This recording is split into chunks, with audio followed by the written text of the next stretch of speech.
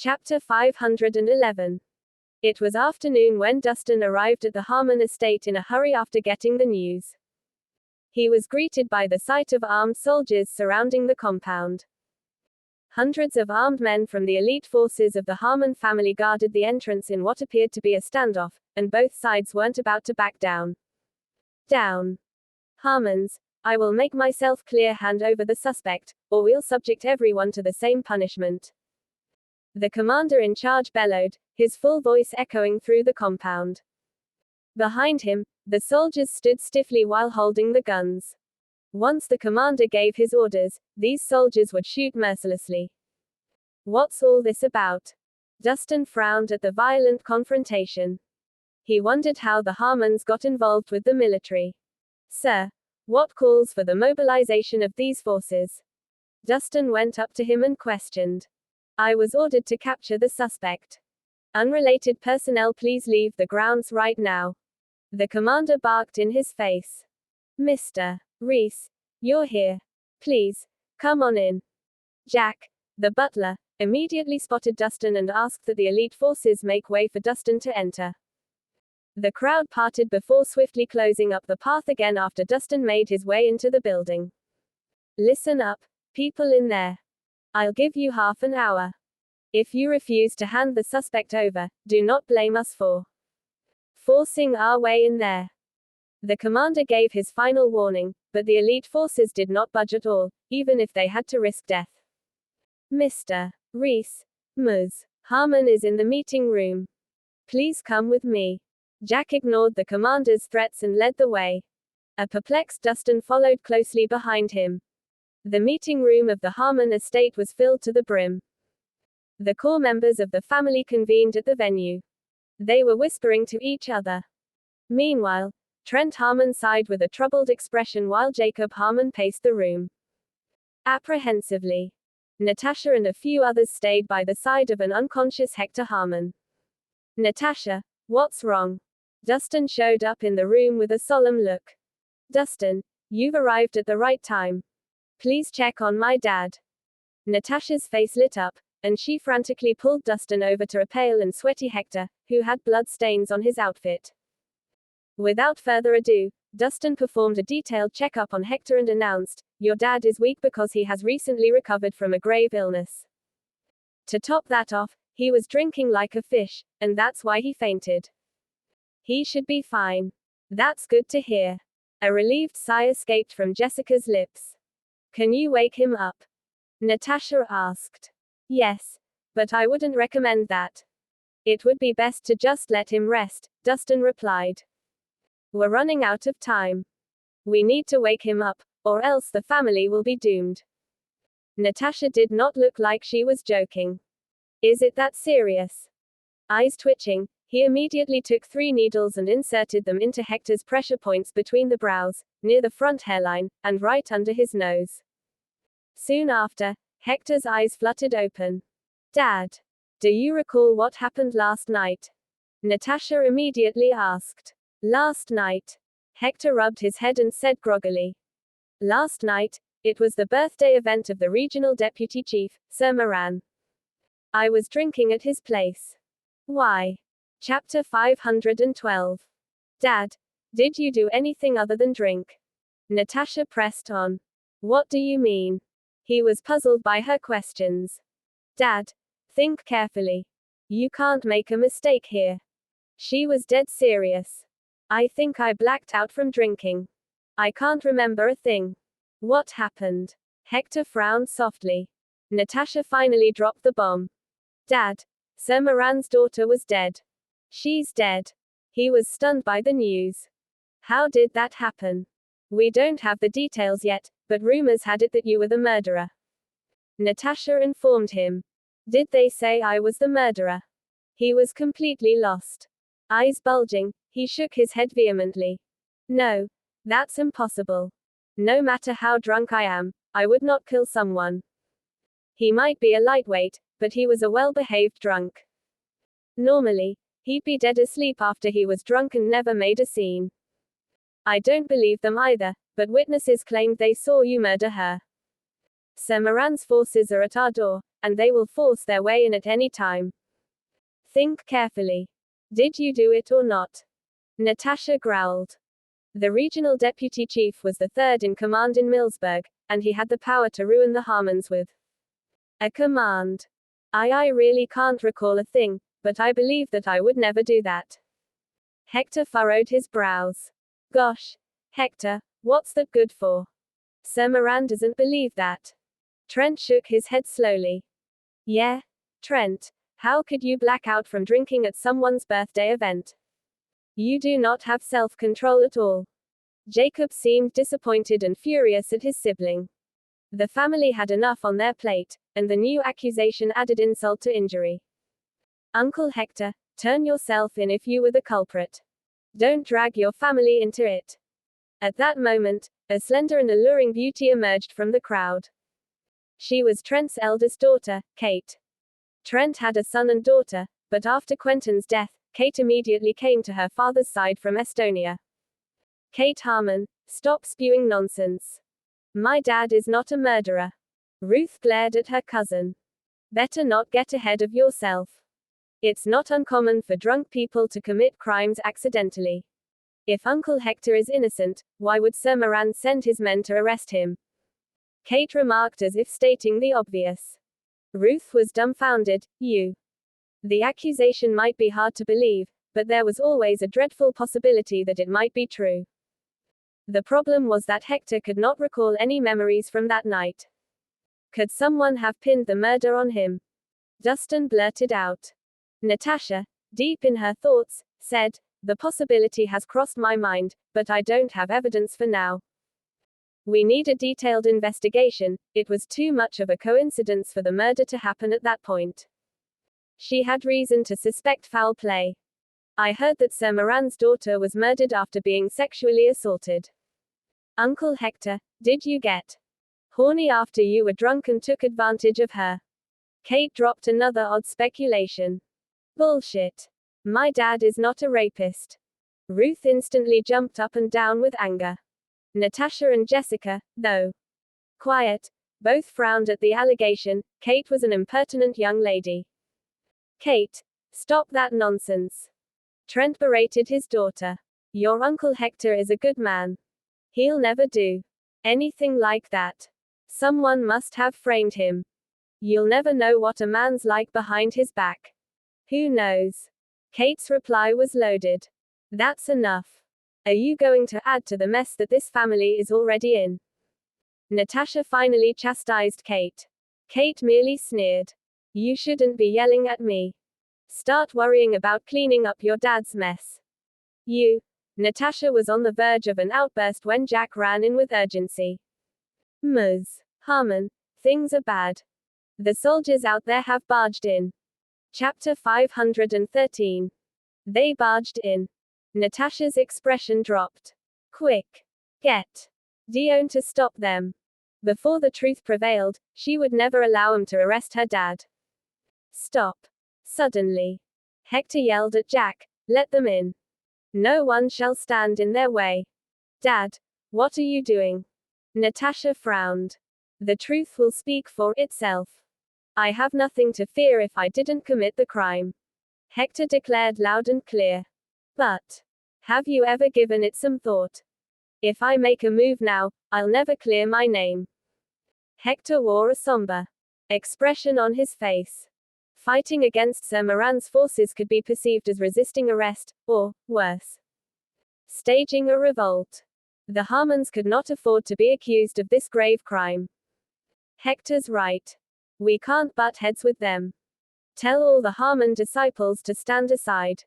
Jacob yelled. Yes, sir. Jack helplessly took the orders.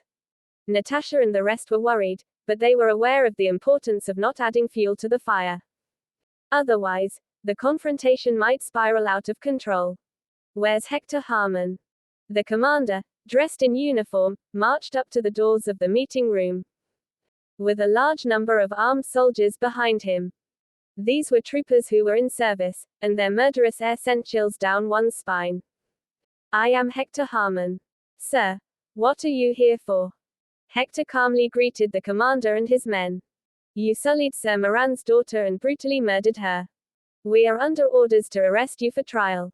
The commander announced icily. Nonsense.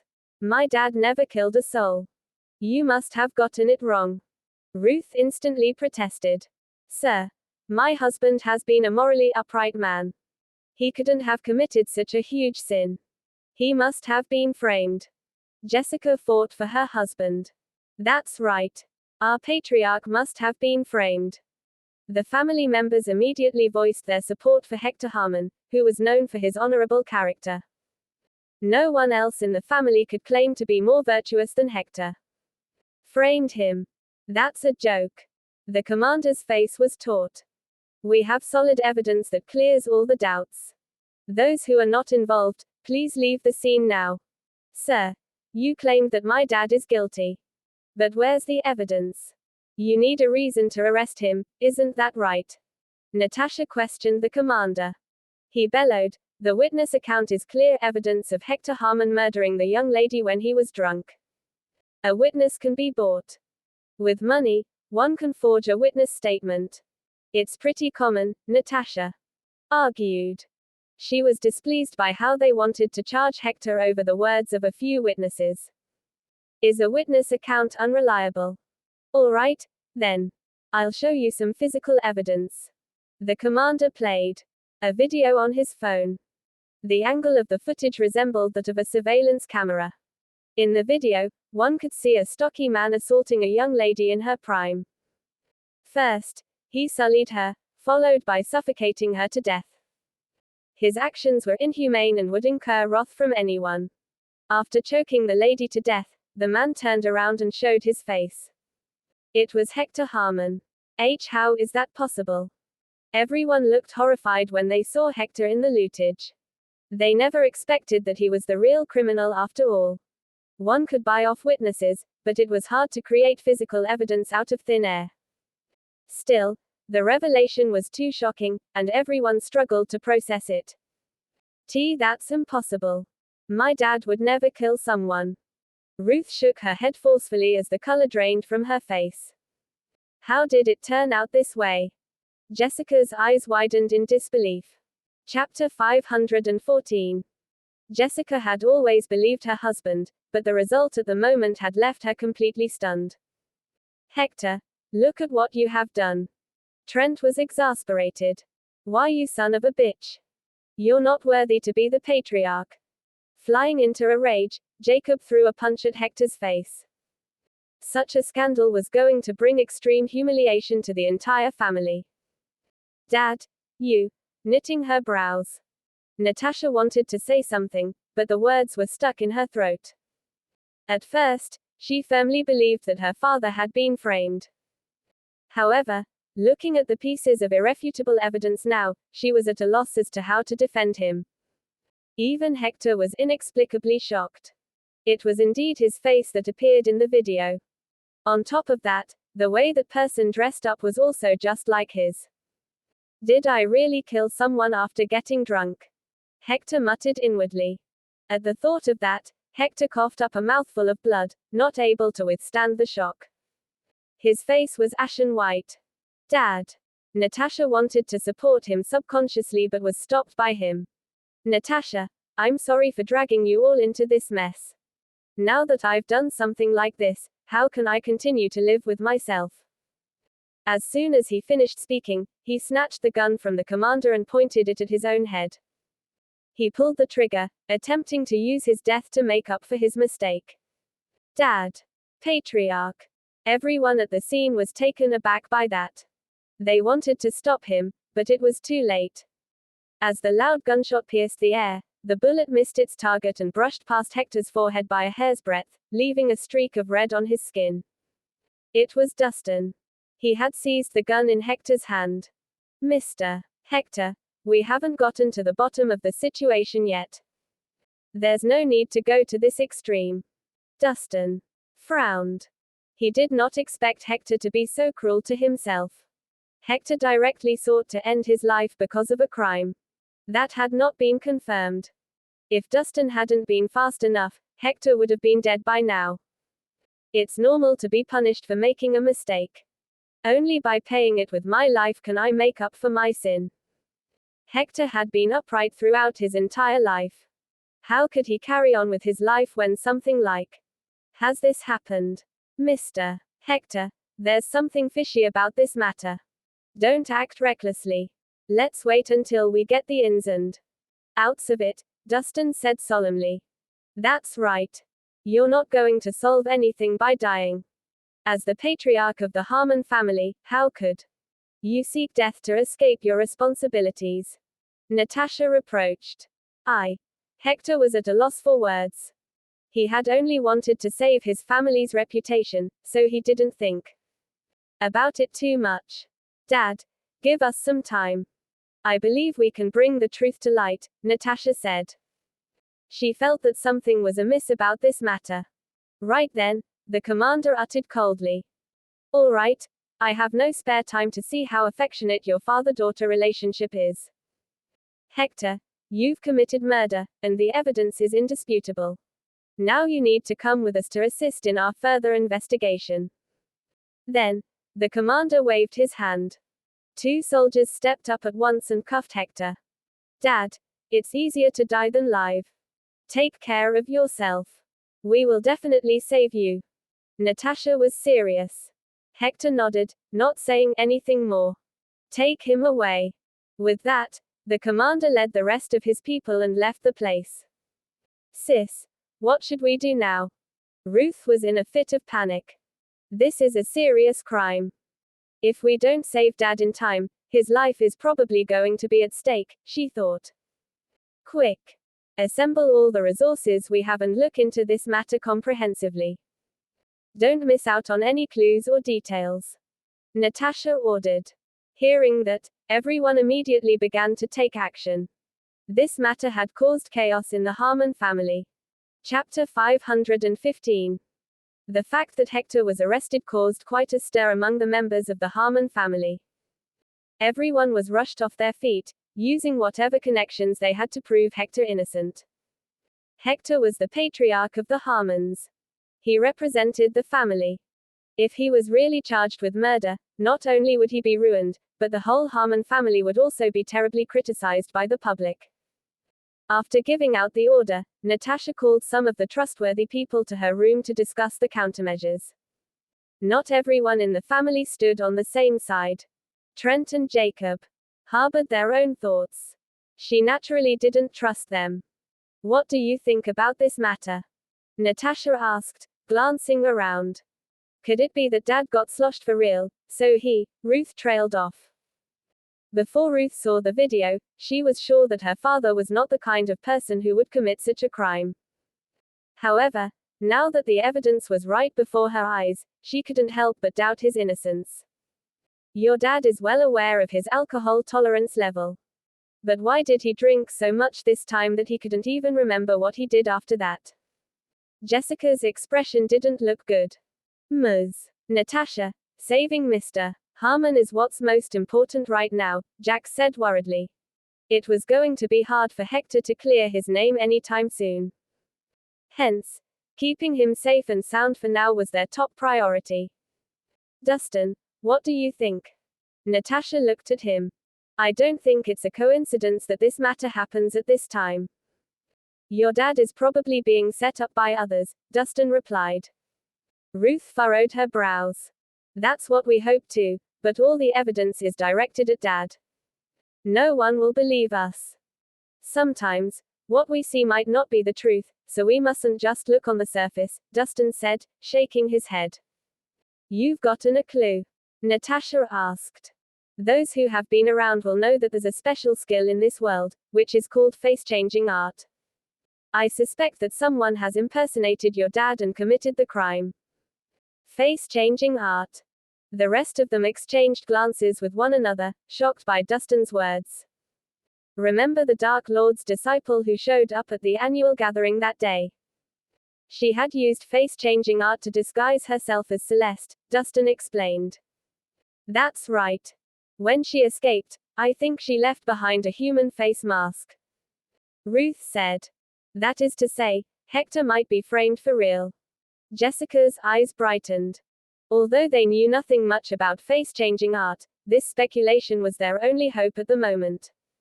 Are you saying that the Dark Lord is behind this? Natasha's expression turned cold.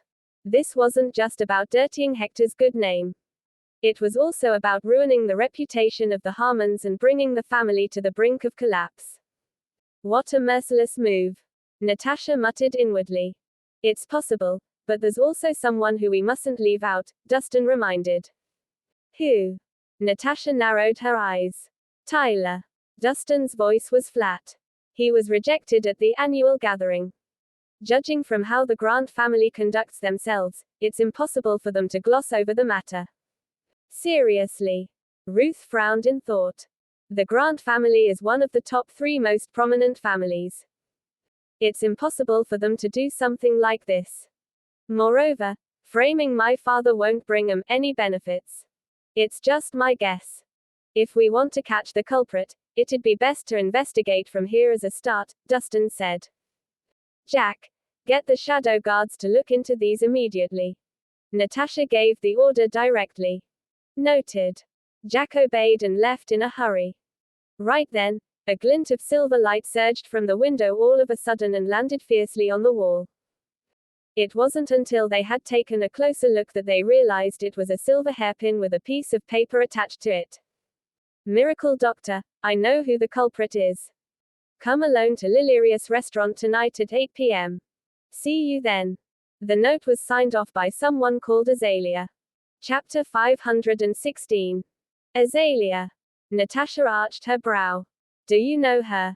If I guessed it right, it was her who disguised herself as Celeste, Dustin said. The fragrance lingering on the silver hairpin was exactly the same as that of the woman from that day. It's her. Natasha frowned slightly. Could it be that she's the one behind this? We'll know more about it after I meet up with her tonight. Dustin narrowed his eyes. Since that person had invited him out, it was clear that she must have known something. This woman is full of guile and good at using poison. Do you think this is a trap? Natasha was worried. Don't worry. Even if it's a lion's den, I'll be able to come out unscathed. Dustin smiled faintly. No, it's too dangerous for you to go alone.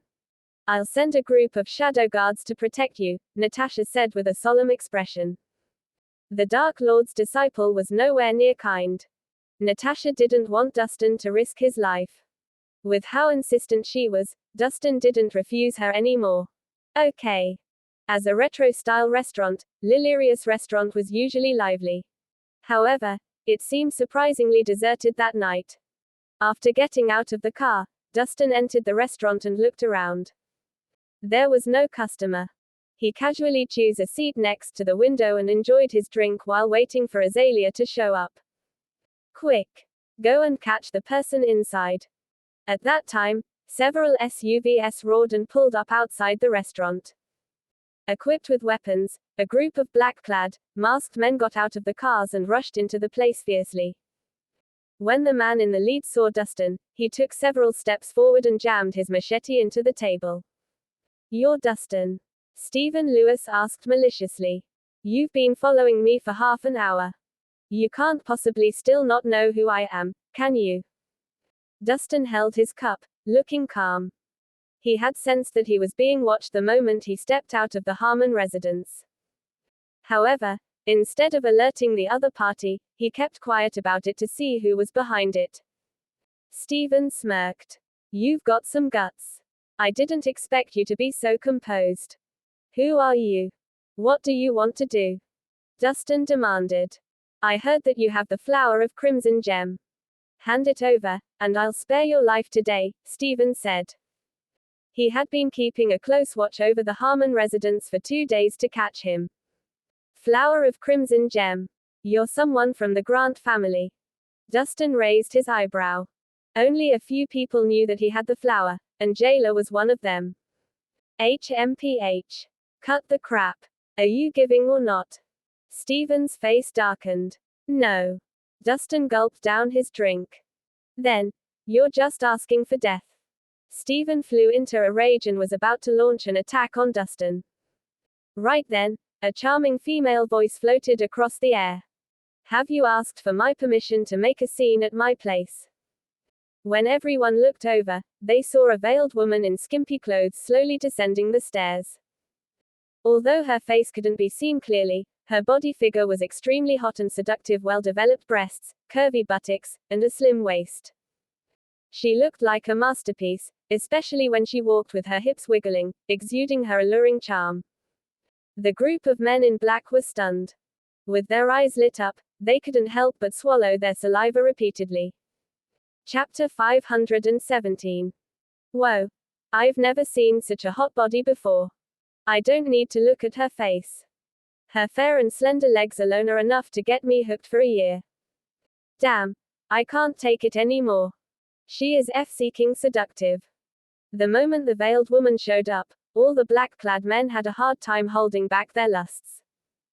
The SXY curves of her figure were flawless, especially her wonderfully proportioned legs. They were literally perfect for those with foot and leg fetishes. Rubbing his chin, Stephen ogled at her. Hey, beauty. Are you the owner of this restaurant? That's right. What do you want to eat? The woman wore a sweet smile and slowly walked up to them. What a nice smell. The men kept sniffing, immersing themselves in her fragrance that was tickling them pink. Can I eat you? Stephen gave her a lascivious grin. Me. The woman chuckled. I'm a thorny person. I don't think you'll be able to stomach me. It's okay.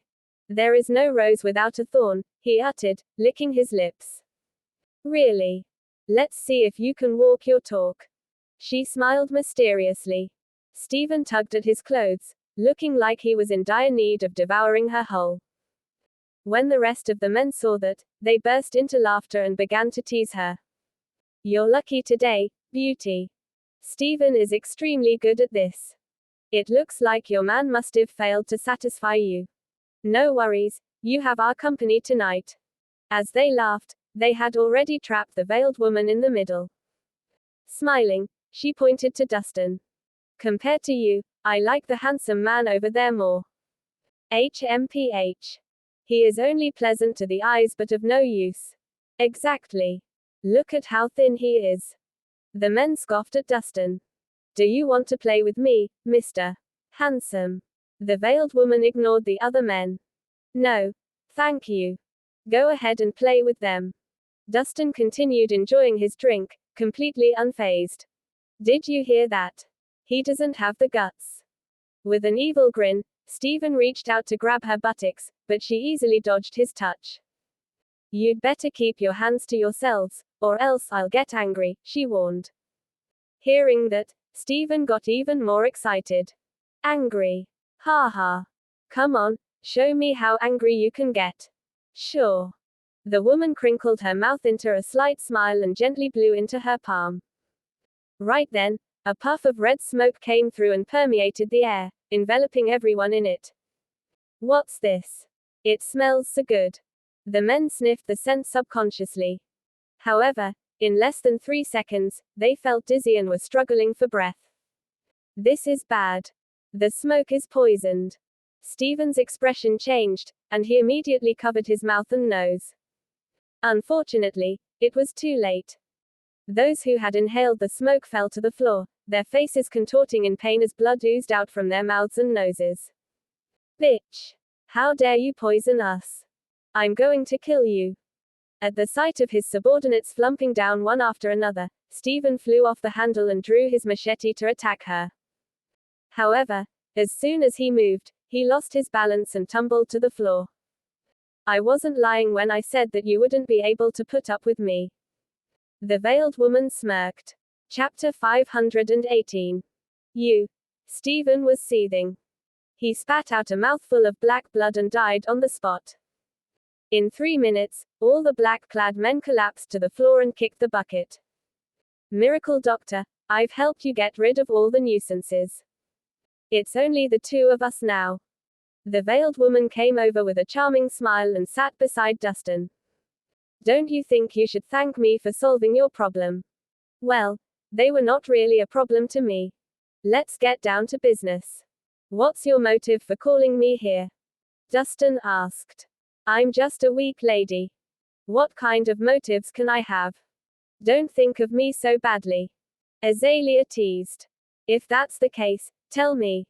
Who framed Hector? And where is the killer? Dustin cut right to the chase. Nothing comes for free in this world. You've got to pay a price if you want to know the answer to that. Azalea stretched out her finger and stroked his chin intimately. What do you want? Dustin pushed her hand away. Can I have you? Azalea shot him an alluring smile. I'm not interested in you. Dustin refused her, unfazed by her advances. You're indeed different. There aren't a lot of men who can resist my seduction. She chuckled. All right, I won't tease you anymore. Actually, I hope that you can cure my disease. I've witnessed your medical skills. Needless to say, they are exceptional. You don't look ill. Dustin sized her up. Judging from her overall well-being, she seemed to be in the pink of health. To tell you the truth, my mentor has put a venomous curse on me. I will feel extremely terrible when it comes to the middle of the night. I hope that you can help me remove it. Dustin was a little surprised. A mentor poisoning his disciple. It's my first time hearing something like this. My mentor is a person who suspects everyone. He doesn't trust anyone but himself, so he uses the venom to control his disciples, Azalea explained. I can neutralize the poison for you, but you have to first tell me who the murderer is, Dustin said. No can do.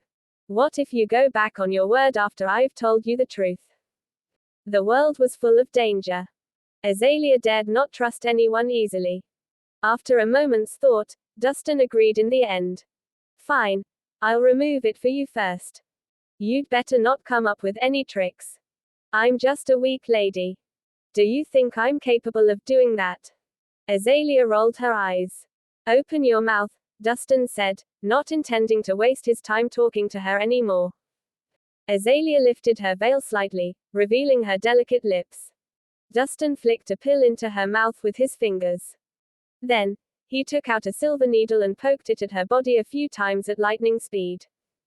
Once the medicine began to take effect, he thrust his palm out all of a sudden and slapped her back hard. Azalea coughed up a mouthful of black blood. A centipede that was as thick as a pinky could be seen wriggling in the pool of blood. Miracle Doctor, you're indeed amazing. I didn't expect it to be settled this fast. Azalea was overjoyed. She had never felt so relaxed before. She carefully put the centipede aside to keep it for future use. There was a subtle connection between the venomous curse and the person who planted it. Once the centipede died, her mentor would immediately know about it. I've removed the venom. So tell me, who is the murderer? Dustin asked calmly. What are you talking about? Azalea acted like she didn't know anything. How dare you trick me? Dustin frowned, exuding a malicious mien in an instant. Miracle Doctor, hadn't anyone told you before that you shouldn't simply believe a woman's words, especially the beautiful ones? Azalea smiled playfully. Dustin's expression darkened. All of a sudden, he reached out and grabbed Azalea by her neck, lifting her up from the floor. If you aren't telling me about it, then don't blame me for being merciless. Laughing in the middle of her cough, she said, Miracle Doctor, I advise you not to act recklessly. If you get me killed, your lover, Natasha, is going to die too. Chapter 519. What are you talking about? Dustin tightened his grip around Azalea's neck, suffocating her so hard that her face flushed. Without feeling any ounce of fear, Azalea smiled and said in a hoarse voice, If I die, not only you won't be able to catch the murderer, but Natasha will also suffer. You'd better think about it properly. Are you threatening me? When Dustin narrowed his eyes, a touch of murderous intent was laced in his gaze. I dare not. This is just my advice to you. Azalea curled up the corners of her lips. What exactly do you want? Dustin demanded coldly. Instead of saying anything, Azalea pointed at her neck. Her message was loud and clear.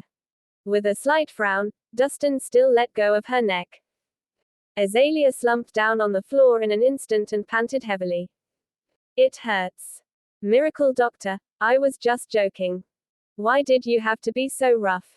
I have no time to joke with you. You'd better tell me everything that you know. He shot her a piercing glare. Fine. Since you want to know about it so badly, I'll just tell you the truth. Patting her clothes, Azalea sat beside him and took a sip of his drink. You've guessed it right. Hector is framed, and the one behind this is the Grant family. The Grant family. Dustin raised his brow. Where is the evidence? How am I supposed to know that you're not lying? This woman in front of him was too unpredictable. He couldn't bring himself to believe her. What's the point of lying to you? Azalea rolled her eyes. Do you even need a reason to tell a lie? Dustin's expression was frosty. You know me well. She chuckled. But I'm telling the truth this time, and I even have the murderer's location with me. Where? A hidden safe house. With a flick of her wrist, a piece of paper fell on the table. Here's the address. Dustin took a look at it. Is this the real address? You have my word. However, I can only guarantee you that the murderer will be there for an hour. After that, the murderer will move to a different place, Azalea said. Dustin nodded his head, his expression relaxing as he lowered his guard slightly. Judging from Azalea's body language, she didn't seem like she was lying. As long as he could catch the culprit, Hector would probably be safe. By the way, you said that Natasha was in danger. What do you mean by that? Dustin suddenly asked. Do you want to know? Lift my veil, then. Azalea smiled meaningfully. What's so hard about that? He reached out and grabbed her veil, slowly pulling it upward. Oh. I forgot to tell you that there is a rule in my family. Whoever lifts up my veil will have to marry me. You're crazy. Startled, Dustin immediately withdrew his hand. Fortunately, he had only pulled it up halfway through, so he didn't manage to get a clear look at her face. Scared. What a boring man you are. Azalea teased, grinning from ear to ear. Childish. Dustin snorted and turned around to leave. She's too good at playing with people's minds, Dustin thought. Hold on, Azalea called out to him. Miracle Doctor, why are you in such a hurry? Actually, I have spies at the Grant residence. Not long ago, I received news that someone wanted to harm Natasha. Those who followed you earlier were just the beginning of their plan. The Grant family's real target is Natasha.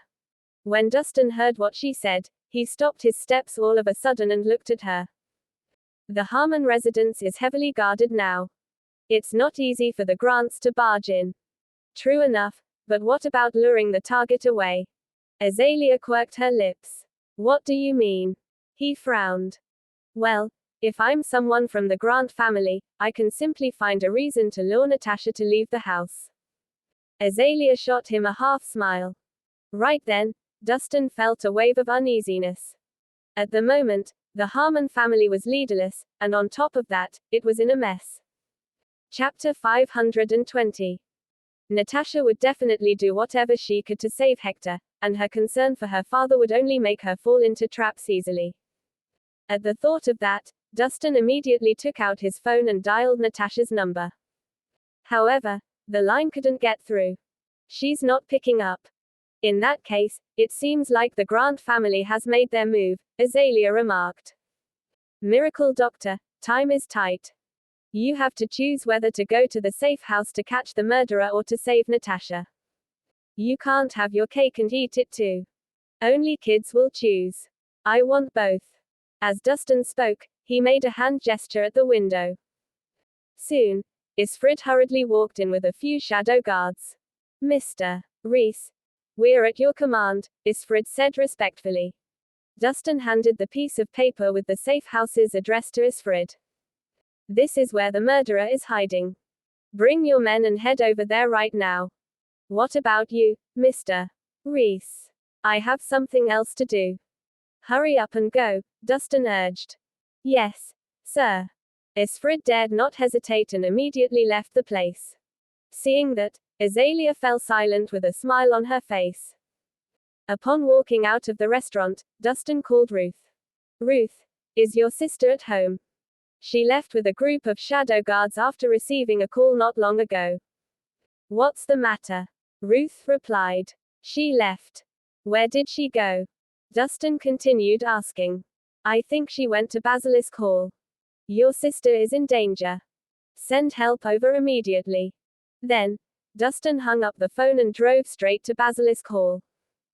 A masquerade party that was only open to the cream of society was going on in Basilisk Hall. Everyone was getting wild. After all, they were all unrecognizable with the masks on. Hence, they were seizing the chance to indulge themselves in debaucherous fun.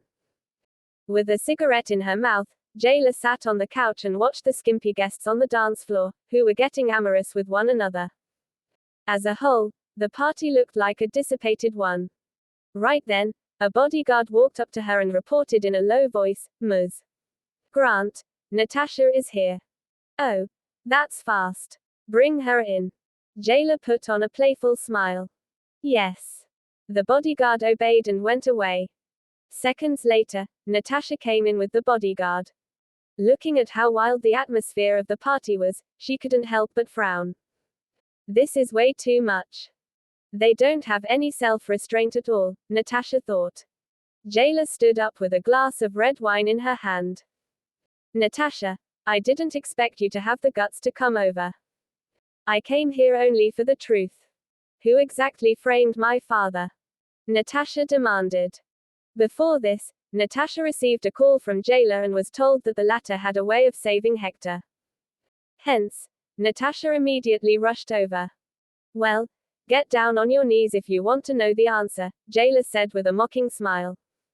Do you think this is fun? Natasha furrowed her brows. You don't want to kneel. I thought you cared a lot about your father, but now it seems like I'm wrong.